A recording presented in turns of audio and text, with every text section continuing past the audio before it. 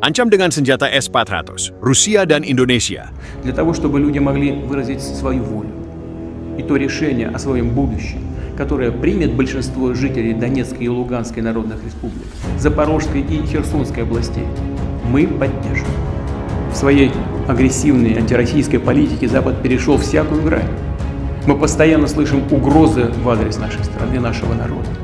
Некоторые безответственные политики на Западе не только говорят о планах по организации поставок в Украине дальнобойных наступательных вооружений, систем, которые позволят наносить удары по Крыму, другим регионам России. Такие террористические удары, в том числе с использованием западного оружия, уже наносятся по приграничным населенным пунктам Белгородской и Курской областей. В ход пошел и ядерный шантаж. Речь идет не только о поощряемых Западом обстрелах Запорожской атомной электростанции, что грозит атомной катастрофой.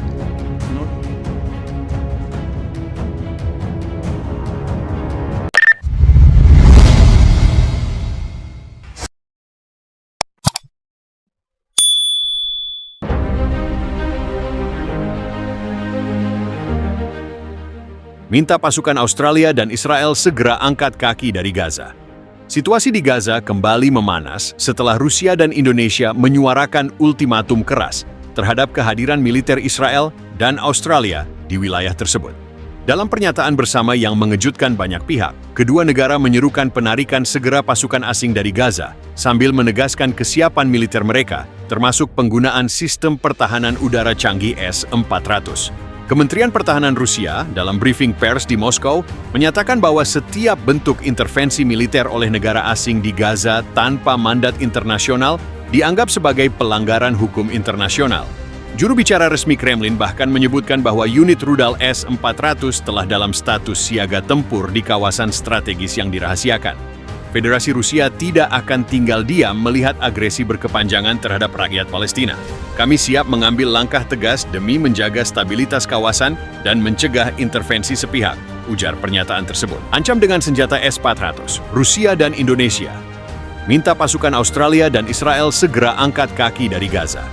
Situasi di Gaza kembali memanas setelah Rusia dan Indonesia menyuarakan ultimatum keras terhadap kehadiran militer Israel dan Australia di wilayah tersebut.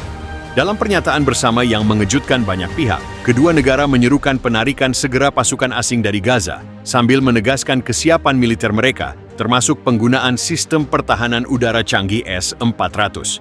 Kementerian Pertahanan Rusia dalam briefing pers di Moskow menyatakan bahwa setiap bentuk intervensi militer oleh negara asing di Gaza tanpa mandat internasional dianggap sebagai pelanggaran hukum internasional. Juru bicara resmi Kremlin bahkan menyebutkan bahwa unit rudal S-400 telah dalam status siaga tempur di kawasan strategis yang dirahasiakan. Federasi Rusia tidak akan tinggal diam melihat agresi berkepanjangan terhadap rakyat Palestina. Kami siap mengambil langkah tegas demi menjaga stabilitas kawasan dan mencegah intervensi sepihak, ujar pernyataan tersebut. Pernyataan keras ini sontak memicu reaksi dari berbagai pihak.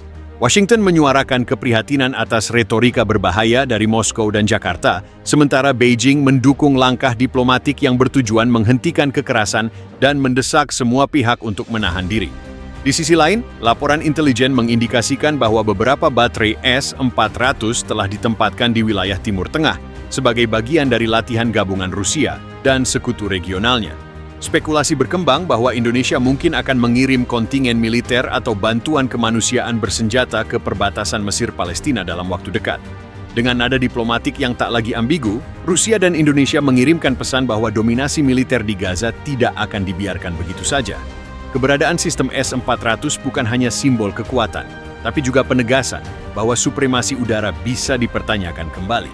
Apakah dunia akan menyaksikan babak baru konfrontasi geopolitik di Gaza? Ataukah ini akan menjadi titik balik bagi penyelesaian damai yang adil? Semua mata kini tertuju pada perkembangan di lapangan. Moskow, yang selama ini dikenal sebagai pemain utama dalam konflik Timur Tengah, tidak lagi sekadar mengeluarkan retorika. Dalam konferensi pers mendadak yang digelar di Kremlin, juru bicara Kementerian Pertahanan Rusia, Letjen Igor Konashenkov, menegaskan bahwa beberapa sistem rudal S-400 telah dipindahkan ke wilayah strategis di luar negeri, termasuk kemungkinan di pangkalan militer di Suriah dan lokasi-lokasi rahasia lainnya di kawasan Mediterania Timur. Federasi Rusia tidak akan tinggal diam menyaksikan pelanggaran terhadap prinsip-prinsip kedaulatan rakyat Palestina. Kami telah meningkatkan kesiapan militer, termasuk sistem S-400, untuk mengantisipasi segala bentuk eskalasi, tegas Konashenkov. S-400 Triumph adalah sistem pertahanan udara paling canggih milik Rusia, yang mampu melacak dan menembak jatuh pesawat, rudal balistik, dan drone dalam radius hingga 400 km. Keberadaan sistem ini di wilayah sekitar Gaza akan secara signifikan mengubah keseimbangan kekuatan udara yang selama ini didominasi oleh Israel dan sekutunya. Di Jakarta, Menteri Luar Negeri Retno Marsudi juga melontarkan pernyataan tegas yang disampaikan dalam Sidang Darurat Organisasi Kerjasama Islam, OKI. Dalam pidatonya yang mendapat tepuk tangan panjang dari delegasi negara-negara Muslim, Indonesia secara resmi menyerukan pengusiran pasukan Israel dan Australia dari Gaza dan menyebutnya sebagai bentuk pendudukan militer atas nama kemanusiaan yang palsu.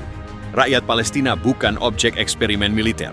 Keberadaan pasukan Israel dan pendukung asingnya di Gaza merupakan bentuk pelanggaran HAM sistemik.